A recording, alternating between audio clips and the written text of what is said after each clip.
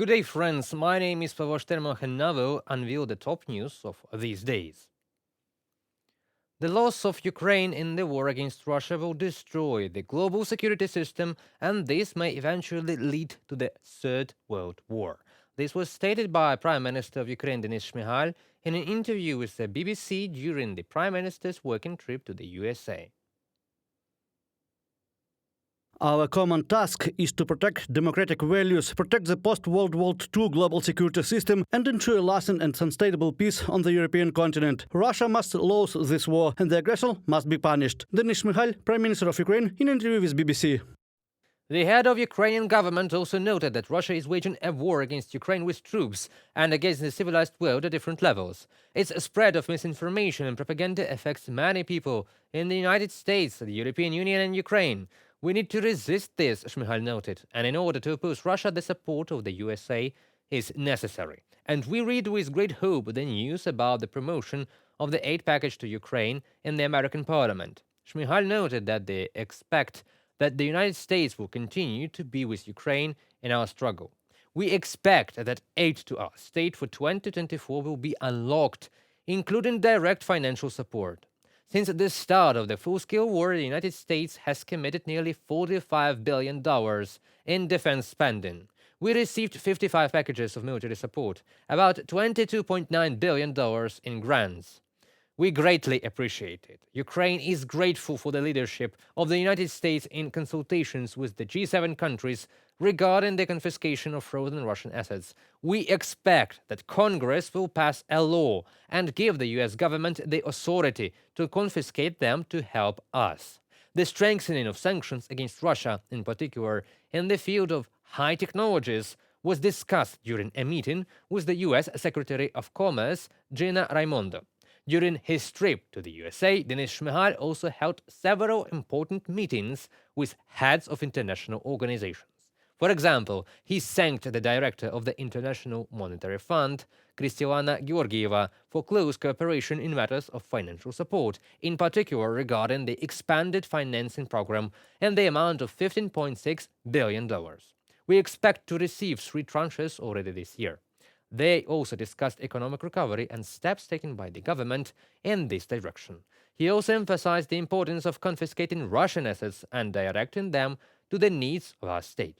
In the face of limited resources, we will focus on urgent needs, such as repairing energy and critical infrastructure. We are concentrating on specific steps in priority sectors for investment in order to build a sustainable military economy.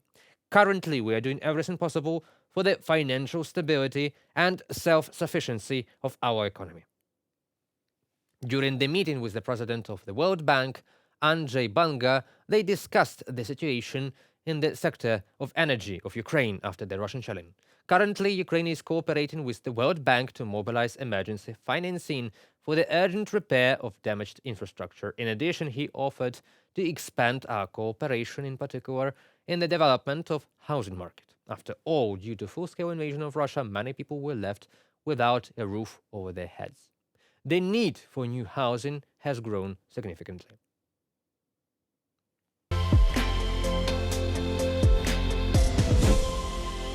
The authorities of Tatarstan plan to attract as many young people as possible to work, including at defense enterprises. It is about teenagers from 14 years old. The goal is set in the new regional employment promotion program. Officials are concerned that the number of working youth has been declining in recent years, with many choosing to study rather than go to work.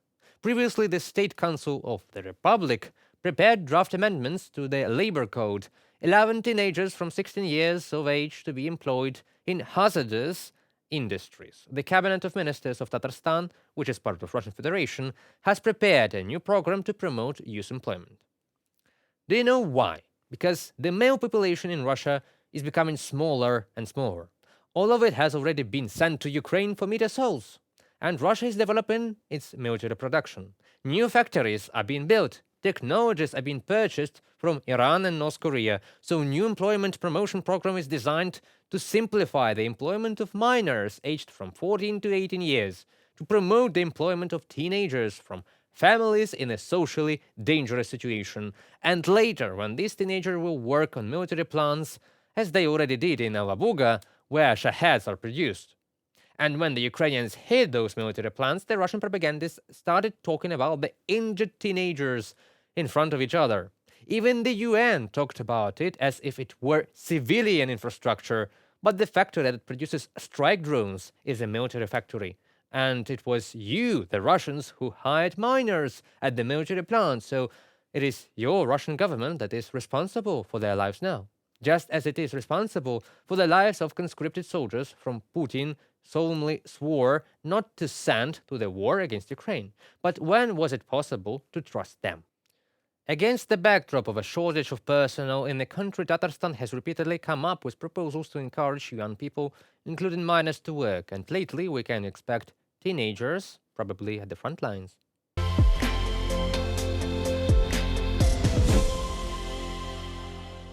Data on immigration statistics have disappeared from the website of the Ministry of Internal Affairs of Russia. Now, this information can only be obtained upon request.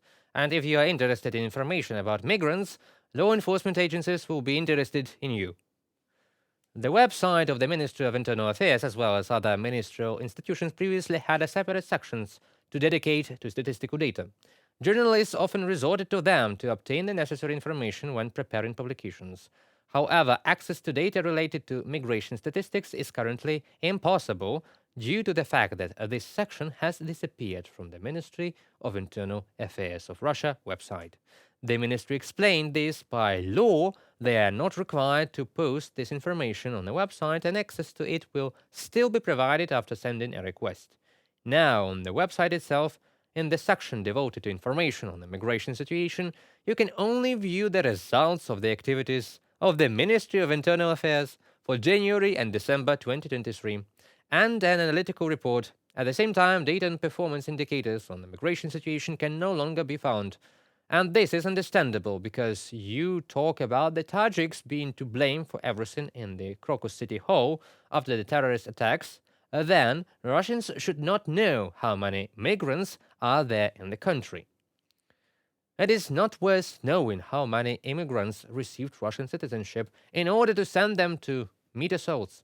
It is not worth knowing how many people have returned to their homeland because Russian money is good, but the treachery of the Russians is more dangerous than possible benefit. Moreover, nowadays it is possible to work very well in one's home country engaged in parallel input of important parts and microcircuits.